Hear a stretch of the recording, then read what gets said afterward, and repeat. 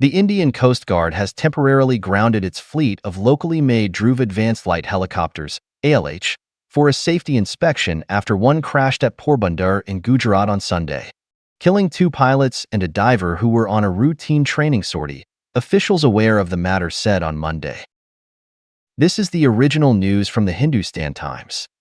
I haven't changed a word to avoid being accused of racism by Indian netizens. I'm a little tired of making videos about India recently. I plan to talk about the quantum computing dispute between China and the United States, but Indian news always pops up on my phone, leaving me defenseless. I just finished a video the day before yesterday, pointing out that Hindustan Aeronautics is a pilot killer and their products are all industrial garbage of mankind. The crash rate of all aircraft maintained by the company is terrifyingly high.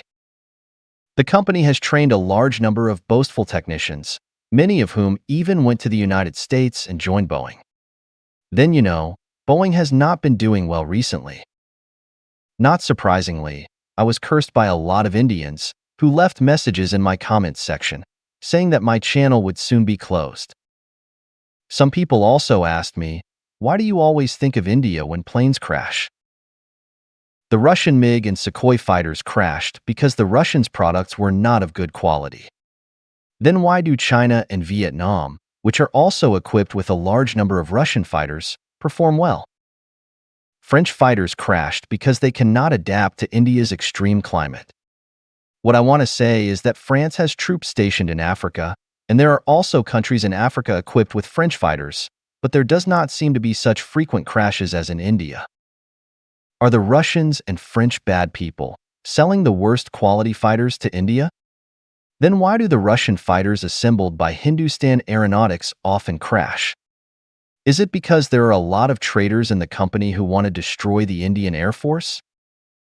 I received money from the CCP and made videos to discredit India. Then Indian engineers, executives of Hindustan Aeronautics, and senior Indian military officials all received money from the CCP, so they kept crashing to discredit India? Were those crashed planes shot down by missiles sent by the CCP? Okay, we admit that Russia and France are both backward countries, and there are problems with their aircraft design. Then in the future, your Indian Air Force will not want to buy advanced fighters from other countries, because once the aircraft is delivered to the Indians, the frequent crash news will hit the business reputation of the R&D companies. How do the aircraft designed and manufactured by India perform? After decades of research and development, the Tejas fighter has only produced dozens of them, and there is no actual combat duty mission. It also crashed during flight training. Fortunately, there was no accident when Modi was riding, otherwise BJP would have to change someone to be the Prime Minister now. But India's Chief of Defence Staff Bipin Rawat was not so lucky. He died in a helicopter crash. His family and more than a dozen military elites also died at the same time, which is regrettable. Back to the protagonist of today's crash. ALH, the full name, Advanced Light Helicopter, is a helicopter independently designed and developed by Hindustan Aeronautics. Its naming style continues the bragging style of Hindustan Aeronautics. I thought of India's 5th-generation fighter AMCA, Advanced Medium Combat Aircraft, which is still on PowerPoint.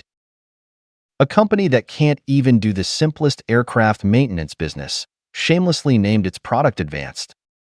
I don't know if they will feel ashamed when facing the contemptuous eyes of other countries when participating in international air shows.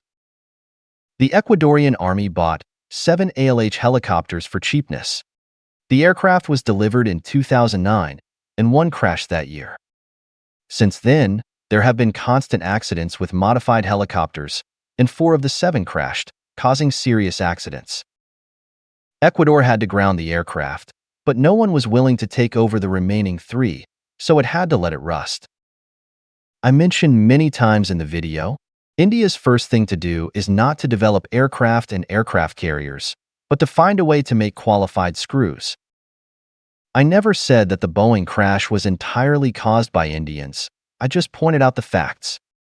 Boeing was once the world's top aerospace company, but after hiring a large number of Indian engineers and announcing cooperation with Indian suppliers in a high-profile manner, Boeing's aircraft safety accidents continued, and its business reputation was on the verge of bankruptcy.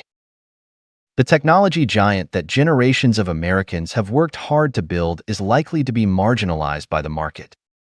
It takes generations to build credibility, but it only takes a few years or even less time to destroy it. What a painful realization. Those Indian netizens who accuse me can search for news about Boeing's high-profile cooperation with India in the past. The internet has memory, and I cannot make up history. As for those Indians who accuse me of not understanding technology and not being able to join Google, Microsoft, and Boeing, what I want to say is that I am quite satisfied with my current situation.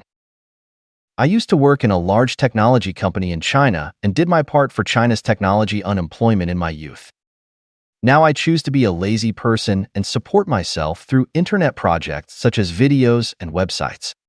I think it's good. When I saw that China's commercial aircraft C919 obtained foreign airworthiness certificates, I was proud of China's scientific and technological talents. China has its own advanced fighter jets and advanced commercial aircraft. I don't have to regret that I can't join Boeing.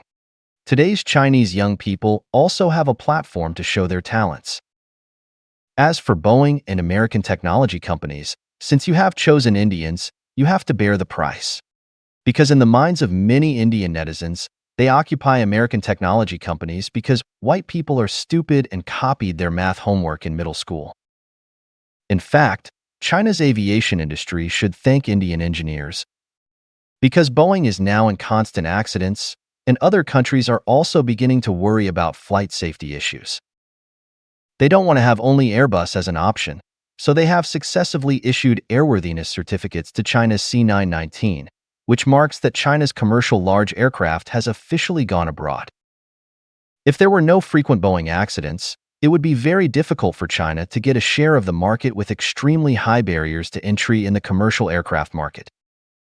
Now Boeing is still the most important aircraft manufacturing company in the world, and China's commercial aircraft is in its infancy. Competition in top industries involves various complex games, which will be a long process. But I personally have high confidence in China's talent team and R&D system. We are not afraid of competing with American companies. As for American technology companies, whether they have confidence or not, only they themselves know. I forwarded the lines I once gave to Indians to Americans. Face the storm. 面对疾风吧！